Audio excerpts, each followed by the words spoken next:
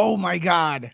This was an awesome night for DC fans, especially fans of the CW. The crossover has hit the very first episode, part one, Supergirl Crisis on Infinite Earth. And I'm here to talk about it. Hopefully, some of you guys are join me in the comments if you guys want to talk about it a little bit. But I'm going to go through the highlights of the episode. There's been a lot of stuff happen here. I wrote some notes down. Hopefully, it's coherent because there's just a lot. There's a lot of episodes to be up to date with. There's a lot of comic book material here. There's a lot of fun. Like I said, for Superman fans, DC fans, Batman fans, fans of anything DC, and there is going to be spoilers here. All right, I'm going to go over some highlights of tonight's episode. The very first one goes off. It starts with Supergirl, and it goes in with a bang. Spoiler alert! Spoiler alert! And one more time, spoiler alert. We now know that everything in the DC universe that has to do with film and TV shows all coexist together. The beginning of this episode proves that. We know Batman 1989 is Earth 89. We know that Batman 1960s is Earth 69. All right. And this is the one that got me like cheering. I came off my seat and I man, it was amazing when this happened. We now know that the Titans are part of the CW. Well, not part of the CW. It's part of the grand scheme of things. So they all coexist together, ladies and gentlemen. That is awesome. This is the DCEU. All right. Movies, television, so many Earths, so much awesomeness in this episode. It's crazy. All right. The episode starts with the Monitor's speech about the age of heroes and how it all got started and stuff. Then we know that the crisis is coming. It's sucking up planets, sucking up Earths. And we start off on, Supergirl's Earth. And we see that Argo is in danger. And that's where Superman and Lois Lane are caring to their newborn baby. On that planet, there are no superpowers because there's a red sun, right? So we see that planet get taken out. And we see that Lois and Clark Kent or Superman go ahead and put their son in a ship that is pretty reminiscent, kind of saying like they are Laura L. and Jor-El. So that is just super, super amazing.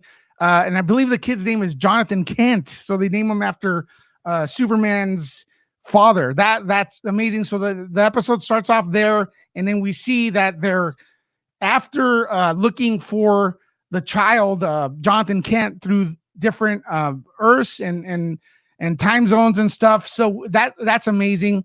Then we see that Lily Mitchell, I believe her name is, she's the one getting everyone together, and we see that the heroes show up on Supergirl's her lair. I forgot what it's called actually, and they're ready to defend their area, take the battle to, I believe, Earth 38. Is that Supergirl's world? And they're still looking for Jonathan Kent, I believe, is the little baby, and they discover he's on another planet, another Earth, where they go to, and it's set in the future. And we see there that there's an Oliver Queen that is kind of hinting to be evil. So there's like, to me, that Oliver Queen, something's up with him. He seemed to have a bionic arm or something.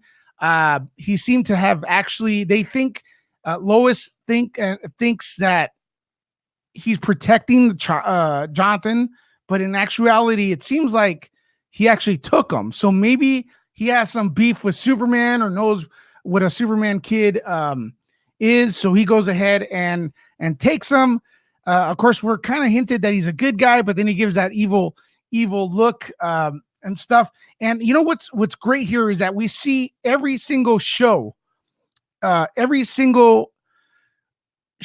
the CW and in the what is it called, DC universe. There's still a lot of whatever the current events are happening in those shows. It is very respected here, and that is great because we see Batwoman is still looking for Alice. If you follow Batwoman, it's very on par of what's going on in that show.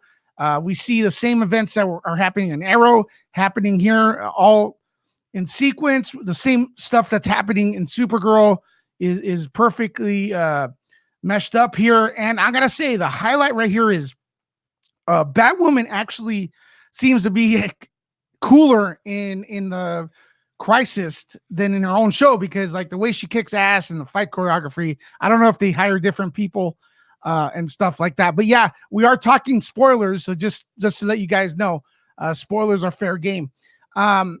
We also get introduced to the quantum tower that absorbs the antimatter that's destroying the worlds, and that's like kind of like the thing that's stopping the Earth, Supergirl's Earth, from being destroyed and absorbing all the negative energy and stuff. So the anti-monitor unleashes these aliens they call the shadow demons to take that tower out, I believe, right? And stuff. So we see a great battle with our heroes and the shadow demons towards the end of the episode, and it's awesome. And also, I got to give props. The score is fantastic. They had great music. That's part of the experience, especially with superheroes and stuff. And then we also see that Mia gets a Green Arrow costume. So since we know that Arrow's ending, I guess now the thing is we're going to have that's kind of like the passing of the torch to his daughter. And she's got her suit now, and we see her in battle as well. And she's kicking ass just like Arrow. So it's kind of the passing of the torch episode here for the the spin-off that's supposed to hit after Arrow is gone, right? So they were pretty, and I gotta say, there were very good special effects in this episode with the shadow demons. There was a very impressive shot with the tower that's supposed to absorb all the anti-matter or whatever it is killing them or destroying the planets, and that was very impressive. You could tell the CW has invested in all this. All right. So also we see Ray Palmer. We know he's going to be coming back as Kingdom Come Superman, right? Brandon Routh's going to reprise his role as Superman, but Ray Palmer here is still he's not Superman yet. There was no hint of that yet. Maybe tomorrow during the next chapter. But it was kind of cool to see him modifying Batwoman's gadgets. And I think we're going to get more into that later, hopefully, right? And I think what really was the highlight of the episode was, because this is definitely Arrow, the Arrowverse, right? It's all about Arrow here. And I think what was great is the final battle where the Monitor came in and started taking all the heroes with them before all the humans were able to get on their ships and be safe, because the planet's going to blow up or whatever, or that Earth is going to go bye-bye, right? So it was great to see that Arrow sacrificed himself. He fought till the end. He ran out of arrows, right? He pulled for the final arrow and there was nothing there, and he just went out, and he was critically injured. And again, spoilers, he died, right? Arrow dies at the end of this episode. And then we see Pariah, and we kind of find out that it looks like, and correct me if I'm wrong in the comments, it looks like Pariah freed the Anti-Monitor, and his punishment for eternity or one of his punishments for freeing him is seeing the disaster that the Anti-Monitor has caused, here being the death of Arrow. So we're off to an awesome start and stuff like that. It's time, you CW fans, DC fans, get out there and share the crap out of this video. Share the crap out of, tell everyone how great this show is. With a small budget, the CW has granted for these DC TV shows.